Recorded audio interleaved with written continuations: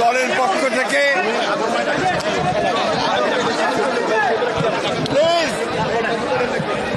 Chairperson দেশনেত্রী বেগম খালেদা জিয়ার পক্ষ থেকে, ভারপ্রাপ্ত চেয়ারম্যান জনাব তারেক রহমানের পক্ষ থেকে এবং এখানে জাতীয় স্থায়ী কমিটির সকলের পক্ষ থেকে আপনাদের সকলকে আমরা ঈদের শুভেচ্ছা জানাচ্ছি। ঈদ মোবারক। এবং আপনাদের মাধ্যমে গোটা দেশবাসীর কাছে আমরা এই ঈদের শুভেচ্ছা পৌঁছে দেওয়ার জন্য অনুরোধ করছি।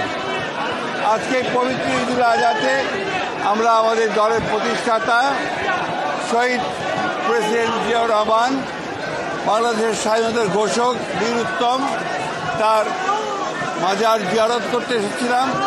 আমরা এখানে মাজার জিয়ারত করেছি এবং পরম করুণা তাআলার কাছে আমাদের শহীদ প্রেসিডেন্ট জিয়াউর রহমানের আত্মার মাগফিরাত কামনা করেছি। আমরা একই সঙ্গে আমাদের শহীদ প্রেসিডেন্ট জিয়াউর রহমানের কনিষ্ঠ পুত্র এবং আমাদের নেত্রী দেশনেত্রী বেগম খালেদা কনিষ্ঠ পুত্র আরাফাত রহমান কোকর আমরা আত্মার মাগফিরাত কামনা করেছি। একই সঙ্গে বিগত গণতান্ত্রিক আন্দোলনগুলোতে যারা প্রাণ দিয়েছেন, শহীদ হয়েছেন, তাদেরও আত্মার মাগফিরাত কামনা করছি। বিশেষ করে 1971 সালের স্বাধীনতা যুদ্ধে যারা এই দেশের স্বাধীনতার জন্য প্রাণ দিয়েছেন, শহীদ হয়েছেন, তাদের প্রতিও আমরা আমাদের শুভেচ্ছা জানাচ্ছি, শ্রদ্ধা জানাচ্ছি, আত্মার মাগফিরাত কামনা করছি। এবং গণতন্ত্রের জন্য বিগত 15 বছর এবং জুলাই আগস্টে যারা শহীদ হয়েছেন তাদের প্রতিও আমাদের শ্রদ্ধা এবং তাদের আত্মার মাগফিরাত কামনা করছি। আমরা আজকের এই পবিত্র ঈদুল ফিতরের দিনে প্রত্যেকটি বাংলাদেশের মানুষ যেন আনন্দের সঙ্গে উদযাপন করতে পারে সেই প্রার্থনা করছি, দোয়া চাইছি আমাদের দেশনেত্রী বেগম খালেদা জিয়া যেন সুস্থ হয়ে অবিলম্বে আমাদের দেশের মধ্যে ফিরে আসেন।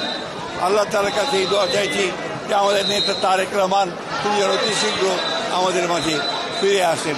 এবং আমরা বিগত 15 বছর ধরে যে গণতন্ত্রের জন্য সংগ্রাম করেছি, গণতন্ত্র পুনরুদ্ধারের জন্য সংগ্রাম করেছি, মানুষের ভোটের অধিকারের জন্য সংগ্রাম করেছি, মানুষের ভাতের অধিকারের জন্য সংগ্রাম করেছি, মানবাধিকারের জন্য যে সংগ্রাম করেছি, সেই সংগ্রাম যেন প্রতিষ্ঠিত হতে পারে সেই জন্য আমরা পরম আল্লাহ তাআলার কাছে দোয়া করেছি।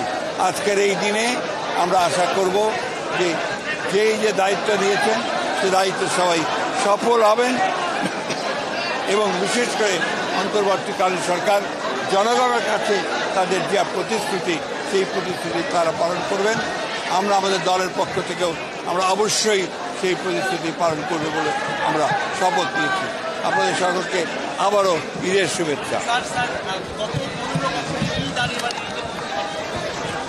অনেক পার্থক্য। এবার আমরা মুক্ত পরিবেশে একটা আনন্দময় পরিবেশে আমরা ঈদ পালন করছি।